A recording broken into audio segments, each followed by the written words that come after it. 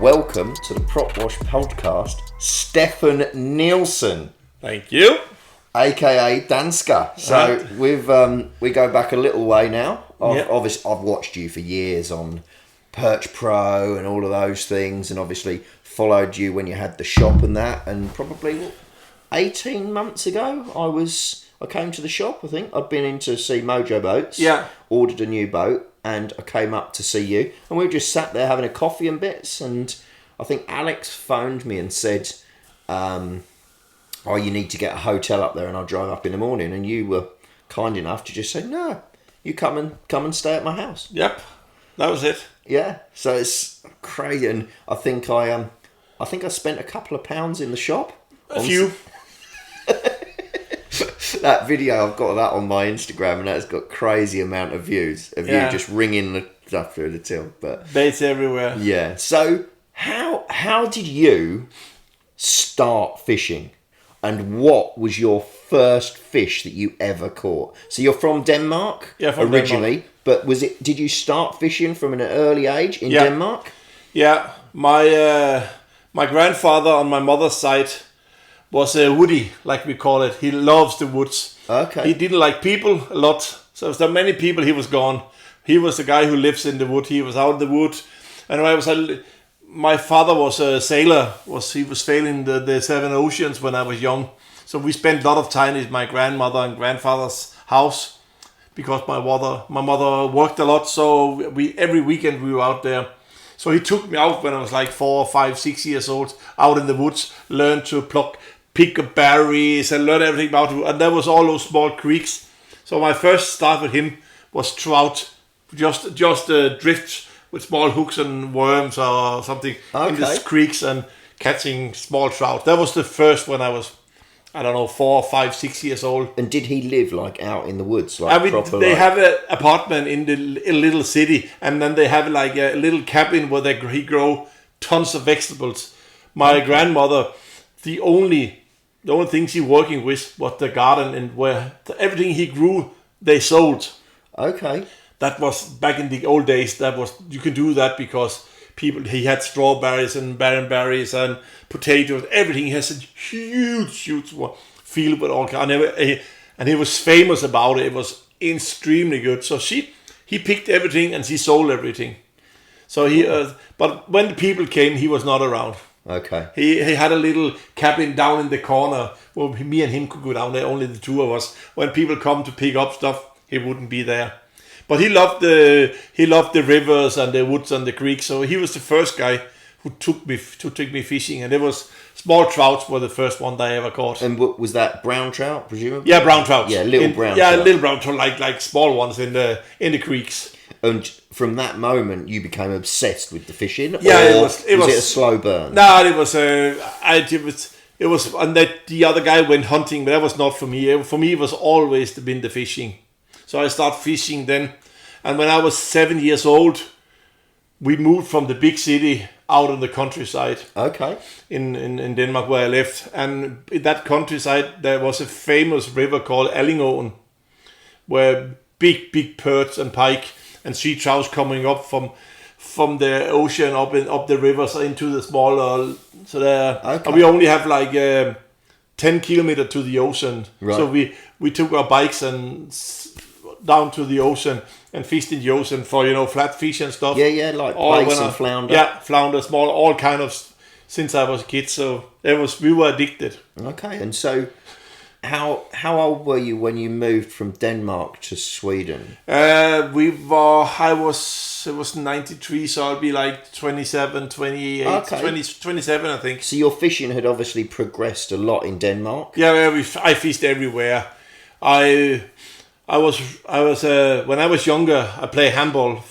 I was pretty good at that time and played in the higher. We won a lot of tournaments and stuff. And every time we go on training camps and stuff, I always brought a rod. Everybody always. We were two guys. I always went when we have spare time. We went fishing, and that continued when I started riding motorbikes. I have Harley Davidson for many years, and we went to Harley meeting everywhere. I always had a rod in the back out and fishing if there was a lake or something in the creek. So it's just getting more and more and more. And the friends that I hang about, we always were fishing. And then Tina and I moved, when I moved to hers, Tina got some friends that she knew that were deaf. Okay. Because Tina was a deaf translator. Okay. So we got two guys, Tommy and Mika, that I start to hang out and fish a lot with deaf. And Mika and Tommy fished a little bit of carp, and then they introduced me to carp. Before that, I only fished floater fishing for carp and tension, bream and that stuff. But we started to do really carp fishing with sounders and everything. Okay, so when you're in Denmark, you obviously fished in the sea, and so was it bait or lures? When did you transition to sort of more? I know you are very much an all-round angler. You go fly fishing, you still go bait fishing, but what you're known for is your lure fishing, really. It came here in Sweden when I was here in Sweden. In Denmark, lure fishing is still. It's getting bigger and bigger and bigger, but it's still in Denmark. There's a lot of live bait and worms and all kind of live baits they fish in Denmark still. So look, when I start here, we start doing some serious pike fishing, like. And so that was as soon you obviously moved. Why did you move to Sweden? Because of Tina. Okay, so Tina is Swedish. Tina is Swedish, yeah. Okay, and my wife. You met her when you were living in Denmark. We were up here. We were in a party.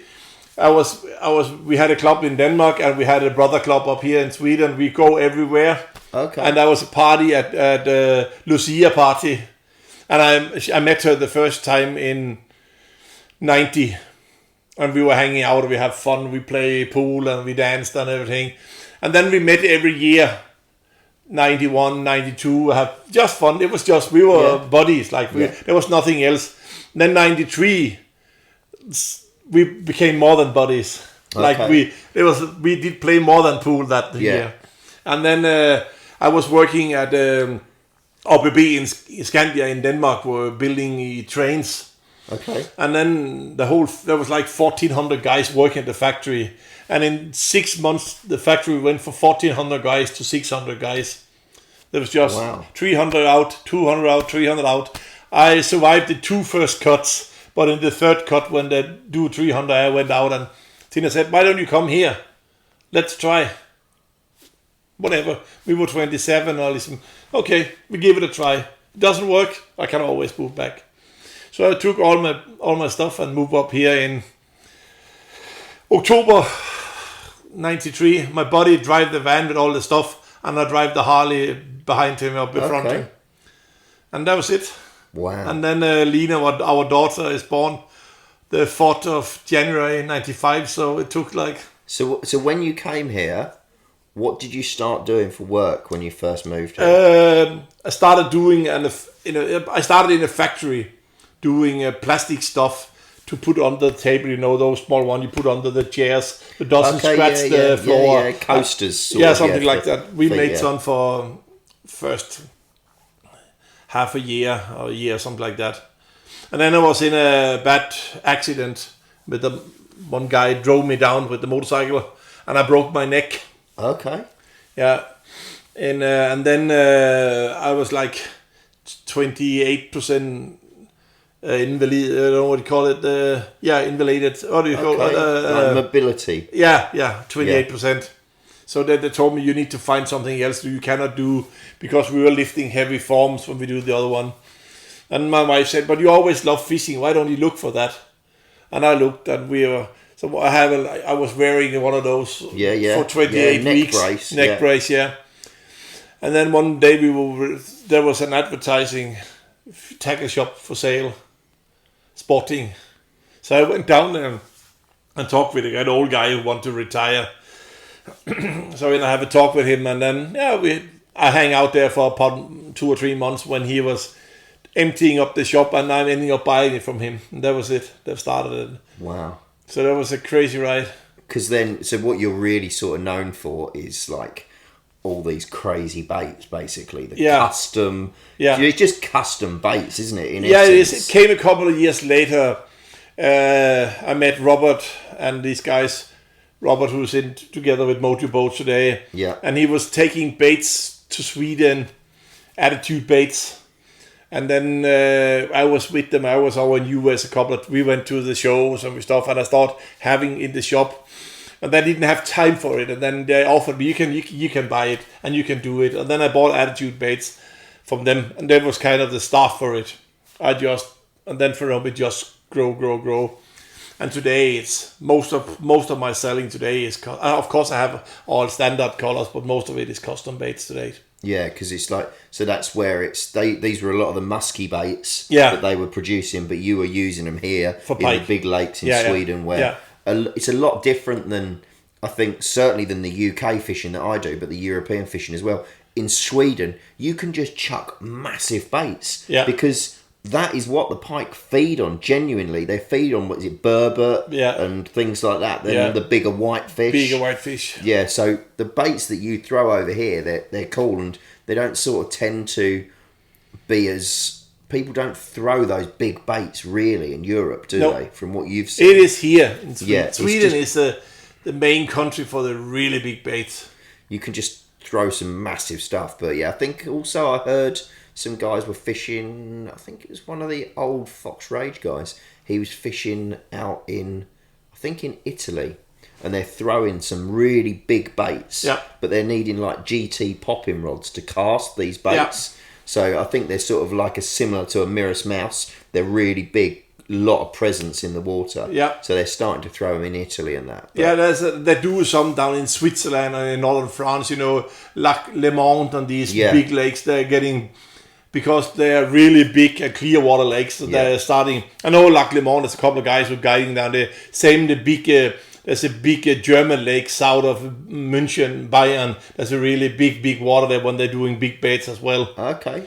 Some more Dutch guys are coming and buying bigger and bigger baits. I sell a lot of big baits down to Holland and Germany and Italy. Guys buying baits, and they're like the big Wolf Creek or the big U-bait or big Bulldogs, and getting bigger and bigger baits. Because you had loads when I came to the shop. I obviously spent a couple of pounds, and you had like all of the Cobb stuff. Yeah. Just so much custom colours that you don't see them. You can't get them anymore. Jack Cobb is gone since 10 years, and I think the last 2-3 years that Jack was alive, I bought 80% of what he made. He didn't make that many, so everything he bought, I bought from him. So when he passed away 10 years ago, I think I had like 4,000 of his baits. Now I'm down to like 300-400. So crazy. They're going one at a time, and then they're gone. So the shop, you had the shop for how long? You bought the shop in... I have the shop for 26 years. I opened the shop in 95, I think it was. And you just slowly... And was it always as big as when I saw it? Was it always that big? No, I changed location 4 times for the years. The last 5 years was the big location that you see. You sort of built it up. I built it up, getting bigger and bigger. The last location here was 650 square meters. So, and Linus, who used to work for me, took over the shop and have the shop now. Okay, so Linus now has bought the shop, but you've retained the name Sporting. I read sporting.se. What have they called the shop now? Sportfisker Arena. Okay. The arena. Yeah. Yeah. Nice. So Linus is running the shop, and now you basically, from here where we are in your house, you're running Sporting SE, which is pretty much just all custom baits. Most of it. I have some, of course I have the standard colors as well, but I focus a lot of custom stuff. Yeah. Custom. And that's all on your website? It's all on the website, yeah. What's the website? Sporting.se. Okay, so it's the same. It's the same like every year. You mail order and send everywhere in Europe, all over the place. Last year we shipped to 65 different countries. Wow.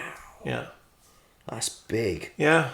It's everything from all. But you've got stuff that you cannot buy anywhere else. No. I still have a lot of stuff from the old days in US left that many of the guys they're dead or they don't make baits anymore, because in those days I bought so huge quantities that I still have some of the stuff left. And the trips. Genus White Glide, you have all the original Bill Crane, and I would probably make more money, get them out on eBay and sell them there, but I don't want to do that because you're passionate about it. It's not about the money. Of course, I need the money to survive, but I don't want to go out and sell them. I wanted to sell them to fishermen, not to people who want to collect and make more money out of it, because some of the old cranes, I mean, a big crane is, I don't know how many years he's gone, and Cobb is gone, and these guys are gone, but I still have the baits, some of them left, not many, but their legacy sort of lives on. So I want the people from who shop with me have the chance to get those baits, and I get new guys coming to me as well, because they know I have the passion for it. I sell baits from famous bait builders in the world who doesn't normally sell to shops, but they want to sell to me. Well, we were just talking about Wim. Yeah, Wim from Isaac's Inc. is one of them. I sell Isaac Inc. because Wim and I are really good friends, and I love his baits, and I think it's fun that I have the finish on his baits. They are great. Unreal. Super baits. And they're addictive to collect. Yeah. When I came into the shop and I looked at them, because I think they were behind the counter. Yeah. You hadn't put them out on sale. No, I just got them when you were there. Yeah, and I'd arrived and I was like, I knew what they were because I'd seen Sean Witt fishing with them. Yeah. Like the Maximus, he's very famous. Yeah. But the Doom Bells and things like that, I was like, are you going to sell those? And you're like, I'm going to put them out. I was like, I'll have this one, I'll have this one. And then from there, for me, now every time he drops baits on a Saturday, I'm like monitoring, waiting for that drop to go live, and I'm like on there. But you can buy baits from yourself. You have some of his colours and that you sell. So that's another good way. I didn't even really think about it. I'm kicking myself now, but we're going to go out in here in a minute, and I'm gonna stock up. Yeah. So what else have you got? He's a super nice. Yeah, I got a lot of different guys out there who doesn't normally sell to sell to other. They help me to paint some of the other bait custom for me, because it seems like lots of bait builders there's a really cool shop who tend to spend a lot of focus on bait building and cool stuff. So many of the bait builders that don't sell to shops, but I always get a couple of batches a year. Yeah, and you also, I've seen that you've done quite a lot. Wasn't there a competition that you do between the different brands, and you incorporate custom colours into that, don't you? Yeah, we have 5 shops here in Sweden. We made a group called Tackle Shop Productions for like 5-6 years ago, and we started something we called Jetfemmer, the Pike 5, and then we made the Perch 5. So we have 5 shops spread all over Sweden, competing with each other, and then for either we had all the companies. We made 5 custom colors. In the first year, it was 1 from each shop. Yeah. But then it was, because it takes a lot of time to get the bait. So I started, most of the time I made all the colors and get bait builders to get to, I call Ola Luas, he made Hulken, the famous Hulken. We call Wolfkvik, who made Motorwafflan, and Ulm, who made Smurf, and all those famous colors that are in the Lollipop from Pine Slope, and all these colors that you can only find them in our 5 shops. And of course, a lot of the colors were copied to everybody made those colors now because they became famous. But something I think that's really funny. And we still have a tackle shop production. And to the spring now, here in the spring, we're going to film the next Pike 5 Jetfemmer. We're going to film it. So next fall, we're going to put out. Right now we're filming you call it a lighter version. We call it Pike 5 Challenge, Jetfemmer Challenge, because this year the business is slow and it's not easy to get the stuff. So it is like this. I go down and then I challenge every shop one by one, and then we go head to head in 2 boats with camera guys and we're filming, and then after one day we got a winner. Yeah, nice. And so that's I think you're saying that the prize is a check. Yeah, the prize, the winner get a check for 5,000 Swedish crowns.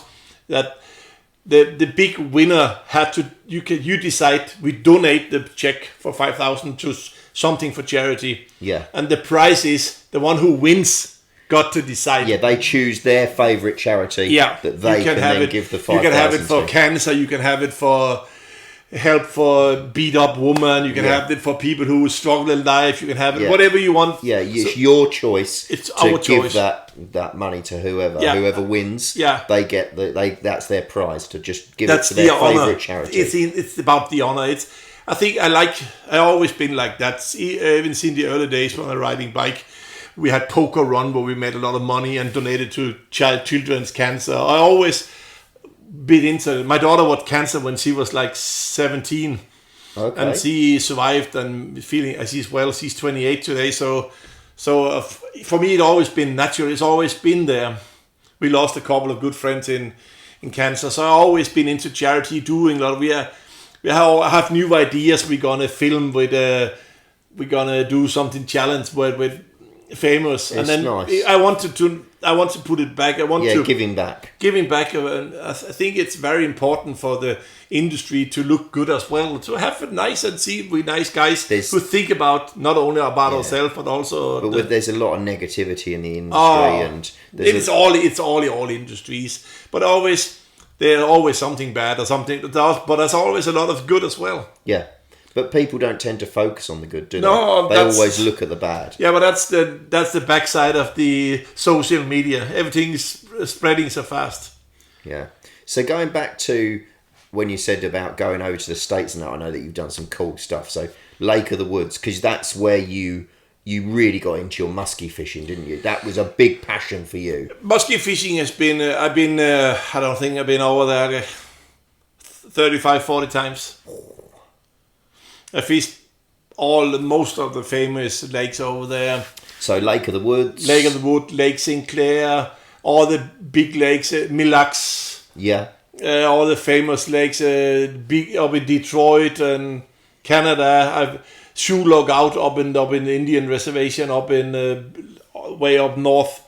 Caught some really giant fish. So I go there as often as I can. We haven't been there for a couple of years now due to all the sickness and COVID and the price of flights to the States now. It's crazy money, especially if you want to go like West Coast. It used to be like $600. Now it's $1,500. Easy. With West Coast, you're going to be like a couple of grand. Yeah, the world is changing. Unfortunately, not to the good side, and the Swedish crown is very weak. Yeah, that's a really, really bad. We can see this year. A lot of Swedish people are vacation in Sweden because. If you go like me from Denmark, if I had to go to Denmark, 100 Danish crowns and 153 Swedish. I can't even afford to go home to see my mother. So my mother was here. She left this Friday for a week. For her, it's super cheap. For us, it's super expensive. And you said it like the economy's going down, but the prices are going up. You're saying like economy's going really down, and the prices skyrocketing. Pack of coffee is like $70, right? For 400 grams of coffee, 70 crowns is everywhere, supermarket. And of course that affects the business too. We are in a business where people do this for fun, they do it in the spare time, so they're buying baits and small stuff, but rods and reels and boats and electronics and clothing and do another year on this. What I have this one will take it last. It will last 1 year extra. So tell us a cool story from musky fishing. You must have so many stories. Tell us like a memorable, like a big fish or a situation that you were in. I caught the biggest fish caught by a guy from Europe. I think still the biggest one from Europe caught. It was a 56 inch. That's 144 centimeter. We were on the way to I fly over to Minnesota, to Minneapolis, and we went up to Bemidji. I got a buddy, Chris, who lives up there, who's the head boss for UPS up there, and I fished with his brother Duff, who's a bait builder, make the Supernatural, the headlock, the famous trolling bait. So, and then we had supposed to go up to Canada to shoe log out and fish for a week. Joe was supposed to come for the True Glide Joe, but he couldn't go because of work, so he had to cancel the day before I fly in. So we went up to Bemidji, and then at that time Duff had a small Ranger, one of the small ones, like 16 footer. Okay. An old one. I just got it. So we got out on Lake Bemidji and fishing. And Duff doesn't see very well. He has really thick glasses, but he's a funny guy. We have fun to fish. We went out. He likes trolling, of course, and I like casting. So we cast for a couple of hours. We had a couple of follows. Didn't catch any. We trolled, we cast all day. We didn't catch anything the whole day. and the time was getting. We should go back to the green mill, a place where we meet the rest of the guys, because the muskie tournament was on the other lake, and the other guys were there. They're gonna meet for dinner at 6 to 6:30. So when it was like 5:30, I said to Duff, you will be trolling for 3 hours if they had a rip. I said, cannot we just, please, the last half hour, can we do a little bit of casting the last half hour? We are one of the most famous big fish lakes in the world, and we're trolling. I want, please, I want to cast. And then when we start casting for the last half hour. And we were drifting down the weed line, and we were casting in front, and he had a really big follow. He didn't see us. I didn't see. Forgot to do figure eight, and the fish swam up. And then I cast. I was fishing a pounder bulldog. Right. The pounders. We were fishing pound. And I cast it like straight from the boat.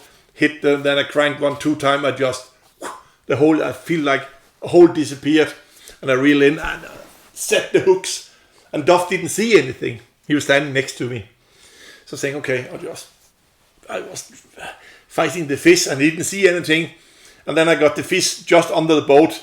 And the reeds are coming up like 16 feet. And it was getting into the fall. So they were like old. I feel like they were snapping the reeds. And then I had the muskie right on the boat, like in 16 feet of water. So like 10 feet down on the boat. And I poked to Duff and say, hey, buddy, can you get the net? And he was like, what? You got a fish? I got it right here. I'm like, whoa. And then he took up the net and said, are you ready? Yeah, and then I reeled all the way down and just lifted the fish up. And he scooped it up and he just come giant head and musky tail, and we had it in the back. It was huge. 50-pound fish. 56 inches. It was giant. And we freaked out. It was totally crazy. The biggest fish of the year on the lake. And we didn't have... He had an old scale in the boat. Really, when you hang. And it 50-pound scale. And it went straight to the bottom. We couldn't... When it lifted up to 50, it was doom in the bottom. Still a half muskie was live. We couldn't get it more up and that. So it was more than 50 pound. And we measured it to 56. It could have been 56 and a half, 57. But it was so difficult because it's so big, and we didn't even have the right tools for doing it. We were just out for a small trip. So we caught the fish. And have you got the photos of that? Yeah, I got photos of that. And you'll have to send me some of them photos. I can show you. Yeah. I have them in the shop. I have there. And he's a terrible guy to take pictures because he doesn't see anything. So I got a fish of my life. Yeah. So I instructed him how to take the pictures and take many. Take many. I have a really good big boy camera. Just click it and move it around and click it, and then put the muskie down in the net. Yeah, and check the photos. And you check the photos, and we take one more and lift it up again and took like 20 more. And out of those 40 pictures he took, there were maybe 3 or 4 who was good. So we released it, and then after that we just went in. And we came into a green mill. There was like 20 muskie guys there. Yeah. Sitting there. Chris is the president. Chris is the president of the muskie area, chapter 43 up there. And we came in and he looked at us and like, what's going on? I didn't say anything. I like just smiling. And Duff couldn't stay quiet. Oh fuck! He got a giant 50 pounder. People went nuts in there, and it was really funny. Mate, and the crazy thing is, the next day. We get into the car. We had the boat on the trailer, and then we went all the way up to Canada. It's like a 10-hour drive up to Lac Seul. Okay. In the Sioux lookout, the big Sioux area. And up there we met the Sioux Indians. Sioux Indians, yeah. Yeah. Just like outside a reservation. We're just outside the reservation. Yeah. It's one of the biggest Sioux area in the whole Canada is right there. The name of the city is Sioux Lookout. And those lakes up there are just magical. And then we met Brett, my buddy up there, who works for Thorn Brothers. Now he doesn't work over here. Fortunately, he had a brain tumor. He's still alive. I haven't met him in a couple of years. I hope to come over before he ain't gonna. We know he ain't gonna make it. He know he gonna. But he and I fished for a whole week. And the crazy thing is, every day for 6 straight days, I caught a fish over 30 pounds, muskie every day. So I caught. So how long in inches is a 30-pound muskie? A 30-pound is around up there from 46, 47, and all the way up to, I caught 46, 47, 48, 49, and 51. I got 7 fish over 30 pounds in 6 days. Brett caught 1. And Duff and Chris caught only 1 pike in the other boat. And what baits were they on? What were you fishing? We were fishing big bulldogs and big headlock. We were fishing on Duff's baits that Duff built. Right. But Duff caught none. We caught 8 big ones, and they were all big. We had 9 actually, because we got the guide. Well, Colin was out with us one day, and he caught a 47, big fat one as well. And Duff, who made the baits, was in the other boat. He caught nothing for a whole week, or 1 small pike. Didn't even see a muskie, and we caught 9 in our boat. So where would you go back to? Where was like the most magical? This is it. Yeah, it is. Up there. That's the craziest lake in the world. So where's the closest sort of geographical location, so the listeners and viewers can sort of picture it? You fly into it's in the south of Canada to the border, where you fly into the border area, and then you drive up there. I don't know what's the biggest. No, I don't know where. It's just out on the other side of the border. It's first you come to Lake of the Woods, and then you go further up north. Okay. So it's like show me on the map, and then I show you on the map. It's like 4 hours north. It's so like 4 hours north of Lake of the Wood. Okay. Because you fished on Lake of the Woods with Klaas. I fished with Lake of the Wood and Klaas, and I fished on Lake of the Wood. I've been there like 5 or 6 times as well. Klaas had a great trip that year. We were a whole bunch of guys, and we didn't catch not a lot. We caught small ones. And the last day, we were like 4 guys in the boat. We just having fun out and casting. And Klaas caught 6 fish that day. He was the only one who caught them. It was only him. We were in the boat and everywhere. Klaas caught. His bait was just some spinner bait that he made the day before, putting together, and that was just magical. So he caught all the fish that one day. Crazy. So some of the people that are listening, viewing it, they'll have remembered you from obviously Perch Pro. Yeah. How many Perch Pros have you competed in now? Competed in, I think it's 7. 7, and you've won 3 years straight. Yeah, 3 straight years. We won 3 straight years, and we came second 2 times and third 2 times. They're filming next week. Oh, are you in it? No, not this year. No, you're not in it this year. I cannot afford it anymore. It is too expensive. It's like 250,000 to be in it. It's just too much for me. It's a lot of money to enter. It's a lot of money, and I have only the web shop. It's not easy to get those big sponsors anymore. So, I cannot do it anymore. I've done it so many years. It's been really fun. So the first year, who did you fish with the first year? That one? Yeah. The first year I fished with Robin from the shop. Yes. And then Linus? No, then the second year was Christian from the shop, and then Linus from the shop. Okay. And then I fished with Linnea from Team Sporting. Yeah. We came second that year. We missed out. We caught all the big fish on pre-fishing. She caught 350s on the pre-fishing, and our biggest fish was a 48 on the tournament. And we fished different waters. He caught 50 in 3 different waters, and Linnea. So she and we had them all on. 2 of them we have on film. We're filming Sporting TV. And that was up north. That was up north, yeah. Yeah. So it was really funny. So I love it up north. We're going Tuesday to Jämtland with the whole crew. 6 boats, 16 people, the whole team Sporting, and a couple of buddies. We're going up to those great clear water lakes, fishing for pike now in the grass. Because that's like from what I understand, that's like you call that what, freshwater? Would you call that? Yeah, freshwater. Yeah. Because on the east coast of Sweden, in the archipelago, there's a lot of big perch there, isn't there? Yeah. But they're not sort of.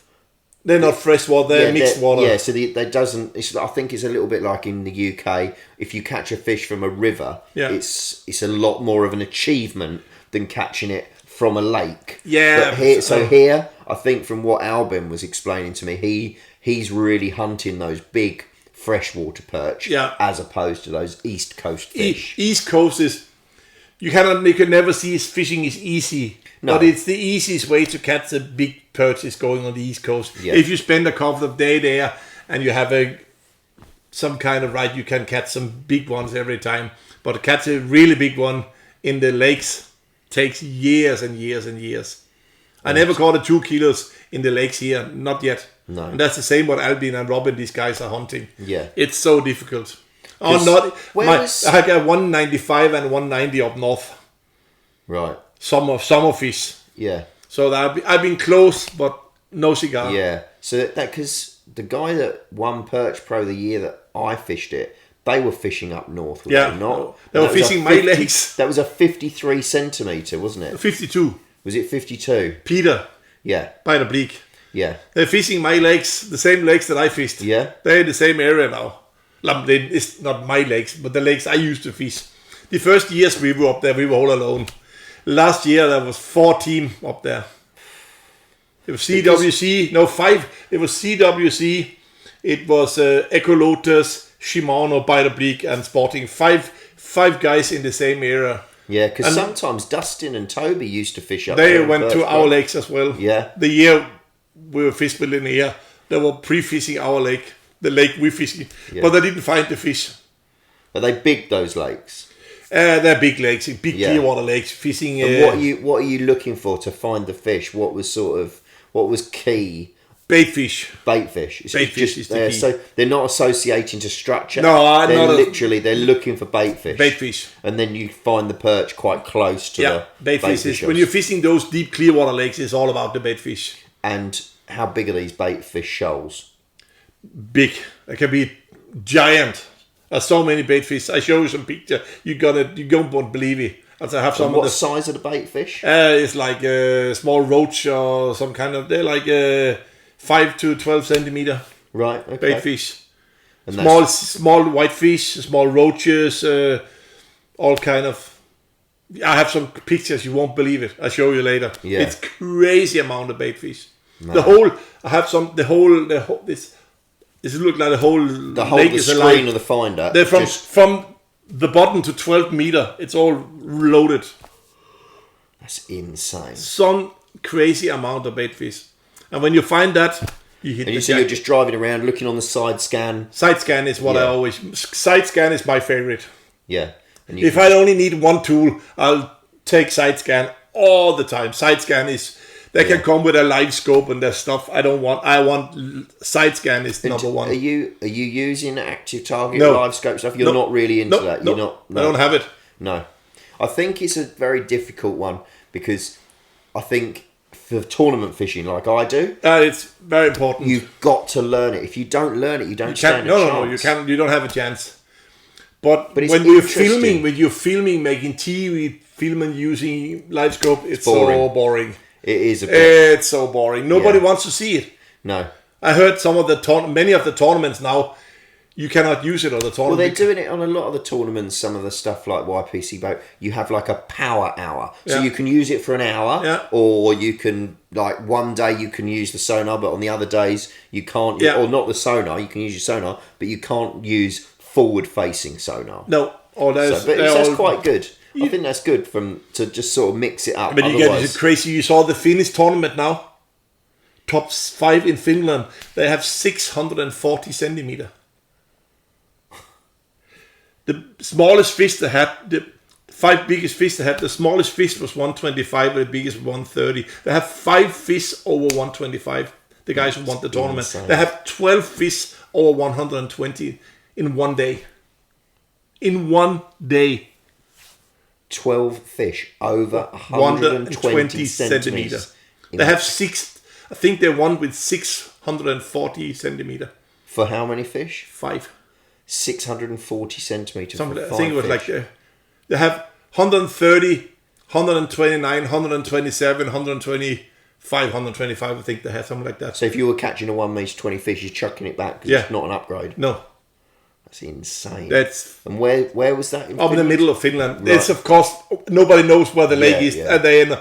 These guys won 2 years straight. Last year they caught 6 meter.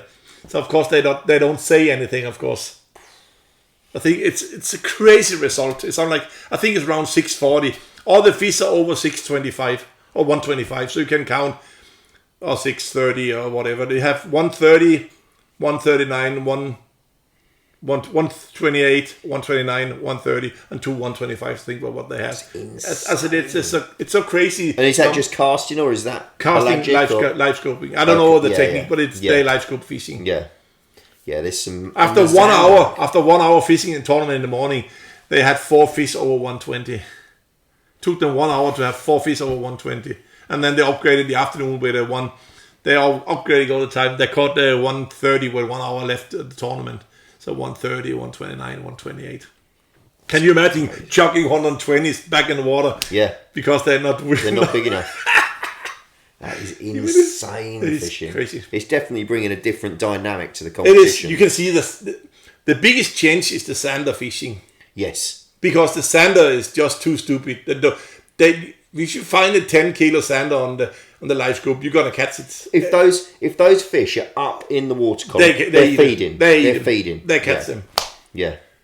And the problem is that those big fish never get to rest, because now even normal anglers who are not used to catching big fish are catching those big ones. Yeah. People who are not used to just got aboard one of those. Oh, there's one.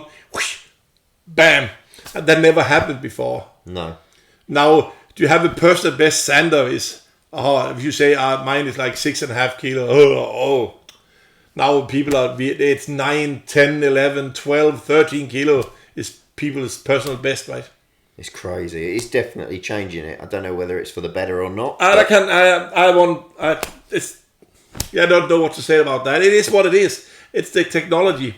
We're driving cars, right? And we all have iPhones, right? So it is what it is, but it's definitely different. It's how it affects nature, isn't it? Like going. But sander is where it affects the most. Yeah. Because they're always the big ones are suspending in the middle of water. Yeah, they're pelagic. They're feeding pelagic. The same with when they start using, they already start with big catfish. Yeah. They're gonna catch them everywhere. Oh, they're catching the pike as well, but pike is not as easy. I think the effect is not so. Where it affects the least is actually on perch. Yeah, but I watched in one of the Predator tours, or speaking to him, another Danish guy, Finn Sloth. Yeah, I know him. High Five Lures. Yeah, my buddy. Yeah. So, and I watched him, and I think it's Dennis is his buddy that they fish. Dennis Bum Bum. Yeah, they're literally looking on the bottom, and they're going, "Oh, that's a pike," but it's just like the tiniest thing, and they'll drop down, and all of a sudden it just detaches. So it's on the bottom, flat and bottom, and they've seen this tiny little bump, and they drop the lure down. Lure goes down, just detaches. Like half of the bottom comes away. It's crazy. But they are so tuned in. Some of them, on what they're looking some of at. those guys are insane, and you can see the bass fishing now. Yep. The old guys.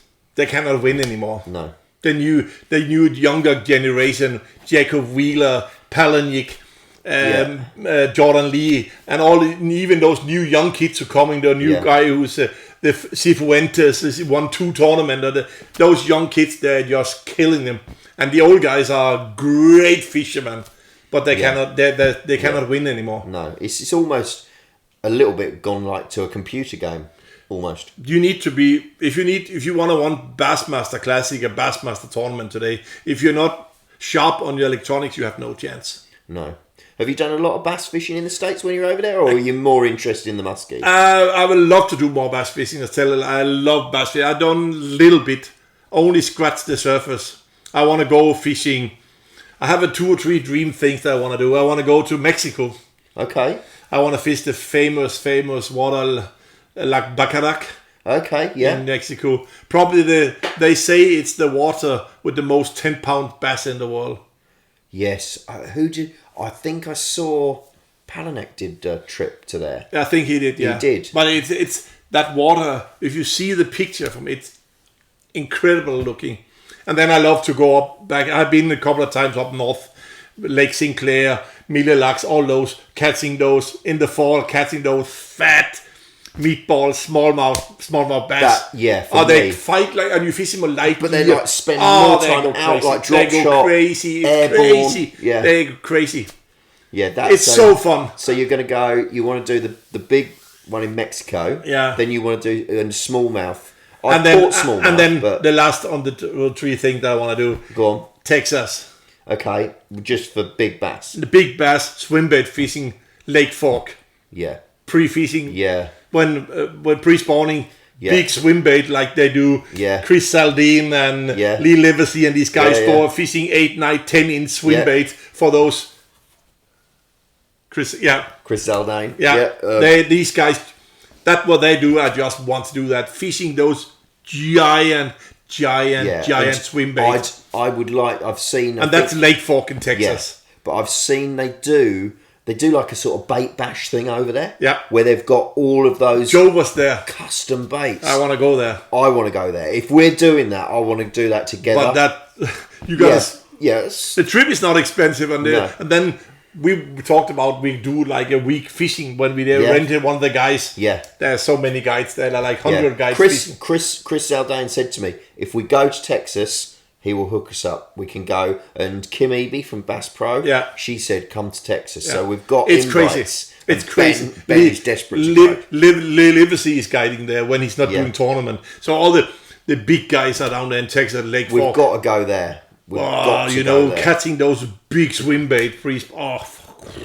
It's great. Yeah. That's what I want to do. Those are the 3 things. I've done the north, so if I only have to go down, I want Lake Bacharach. Yeah. And then if I'm going to do something over here, not go overseas, South Africa.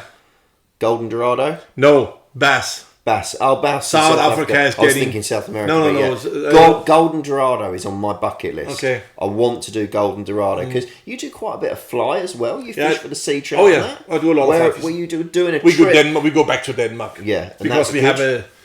The sea trout fishing? Sea trout fishing, we go now in October. We go down. We 12 guys go down for a week. We stay at a lodge down there. My buddy owns a lodge, so we go there every year. I've been down there for like 10 years. Go down. It's just fun. And it's nice. And he's born in Denmark but raised in Italy, and he's married to an Italian girl. So everything we get a lot is just Italian food for a whole week. Nice. 4 days. We go down Wednesday. I go 4 days down there, and it's just so nice.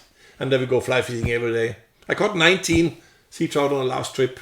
Nice. A lot of small ones the last time. I got one. Biggest one was 65 centimeters. So nice. So what's the future hold for you and sporting? What are we going to see you doing now? You're doing your charity bits and pieces. Yeah, we're gonna do a lot of charity. We're gonna film Jetfem on. I'm gonna film. We're gonna do Predator tour with Van on here in 4 weeks. Okay, and you're gonna take some baits down. Yeah, there. I talked with Evert yesterday, and they seem like if you want to bring some bait, you can. It will be nice because they're coming people from all over Europe who probably never seen a lot of the baits that I have, and we're there anyway. So I say, okay, I can bring. So I'll probably bring 2 or 3 tables and load up with baits. Will you stay at the same place? Because we stayed together at Johan's place. That's full. That's fully booked. So we got a cabin just outside there somewhere, but. We're going to have it down there where they had all the ceremonies. We're going to have 3 tables. And then I fill it up with baits, and people can come and talk shit and shop some custom baits. We're going to bring us some when at the tournament. I don't know how many boats there are. Probably 130, 140, I don't know. It's usually 120 plus boats. Yeah, something like that. So. But that is a scary piece of water. Like every time I come out here, it's just... You're going along, and then you're in 100-foot water, and then all of a sudden there's a massive rock, this far under the surface. It does worry me. It does worry me taking my boat out there. Ask Luke Coppins, who lost took the lower unit off. Yep, all the lower unit was gone, and they've been fishing the same area for 4 days. Yeah, and he just moved slightly off of the line, 1 meter to the right, boom, gone, and they were leading. That was. Almost leading the tournament. They were second at the time, so they went out. But the last time that I fished the Predator Sweden, Freddie Harbour and who would Freddie have been fishing with? The guy from Abu Garcia. Timo. Yeah, Freddie and Timo. Yeah. But they were fishing like right off on like some small rocks. But they were saying that they weren't using active target. But I think from what I could understand, they'd mapped the area very carefully, so they knew every... But they were like having to cast far because the fish was so spooky. Yeah. They were just... If you got close to the fish... You don't catch them. They're gone. Yeah. So you were having to cast really, really far away. But it's Lake Venon is insane water. Yeah. I caught it 120 4 weeks ago. Yes? Yeah. Yeah. On... What was that? On a guppy. I go up in swim bait, jerk bait. Yeah, yeah. My biggest this year so far was 10 point. It was not fat, it was an old fish. So it won 10.3 kilo, but it was 120. It was bigger than I thought. It's not a big cat. It's an old fish. Yeah. Going back return, so this one won't survive so long. So Predator Tour, what else? Have you got any trips booked? Oh, we're gonna have we have 2 trips to Pertzilla this fall. Okay. And then we have. You take groups of people. I take over groups there, of people. Yeah. And you said you might have an opening in the September one. I gotta have an opening in September. Yeah. If somebody want to come, just call me. That's it. Get in contact with Stephan. If you want to go to Pertzilla. Yeah, that's giant perch. It's really fun. We go every year. It's really nice. And then we have Rügen, of course. We do every winter. Okay, yeah. December and February, we had 30 guys every time. I want to go and fish the Zander in Rügen. I think that would be quite interesting. That's down in the south. They got some big ones. In the south of Rügen, just under the Brits area where they catch the big Zander. Yeah. They're catching some. They're catching them over 10 kilo as well. Nice. So they're 2. I got a 2 kilo perch from Rügen on a pike bait 10, 15 years ago. Like, whoa, 51 or 52. Yeah, and the fish, the colours. Oh, they're pretty. They are pretty. They're not washed out. They're just so pretty. The fish down there. I love Rügen. I've been going to Rügen every year since 2005. I started doing trips with groups 2008. Yeah. And I do it. Take a load of custom colour baits out. Yeah. I only get all the bait builders to make me custom colours that I sell on the trip. Yeah. That's kind of what I do. Yeah. I don't make money off the trips. This is just... Yeah. It's just the trip. I want to fish as well, so I'm not guiding. I leave everything to the team Bodenangel, but I bring baits and I organize everything. Yeah. And they invite me Bodenangel, and then we sell a ton of baits. All the bait builders make me some cool special colors they only can buy on the trip. Yeah. And that's most of them are gone. Yeah. So, in your fishing, what is the one thing that you can't do without when you go on the water? What is, if you've got to take one item, you must have one item with you, whether it's a bait, whether it's a tool or whatever. What is the one thing you cannot go on the water without? Bottle of coffee. Of course. No chance I go without. Yeah. I'd rather stay at home and go without coffee. Yeah, no, I know. No, I always bring, because coffee is a key factor. Yeah. And coffee and food. I'm pretty old school, but I feel like if you're hungry and you don't have it, you don't fish very well. No. Lots of people are stress fishing. They don't take their breaks, and when they have a chance with a big fish, they miss it because they're unfocused. It's better sometimes to just sit down 10 minutes, drink a cup of coffee, eat a sandwich or a cookie or whatever, and just laughing and right. And when you're fishing, you're focused. I've seen so many times all those trips all over the world every year that you lose. You do a mistake that you wouldn't have done if you were focused. That's the problem. Yeah, don't fish tired, basically. It's better sometimes. It's much better to take a little break. Yeah. I always take, when we do Rügen, we do a lot of drift fishing. We drive out and then we drift, a long drift, and then we drive back. Yeah. And every time we drive back, coffee, sandwich, chocolate, it's whatever. The same in the competitions for me. Literally, we'll be running to the next spot or whatever, and I'll grab a sandwich and give it to Jan because he's driving the boat, or if I'm driving the boat, he'll grab a sandwich. When you drive, you eat and drink. Yeah. And when you're fishing, you're focused. Yeah. That's always been the key for me.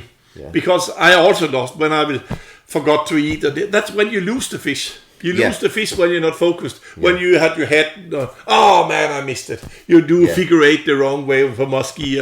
I lost a giant one in Lexington. I was just tired. I went left instead of went right.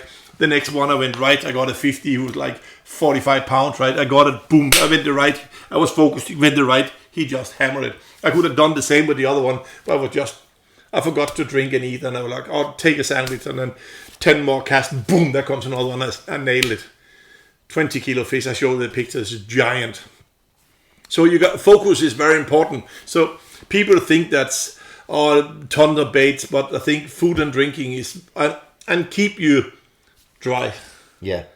So clothing is also very. If you fish a lot and you go travel and you stand there, you're cold and you're freezing and you don't have the right gear, you're fucked. You won't catch the fish.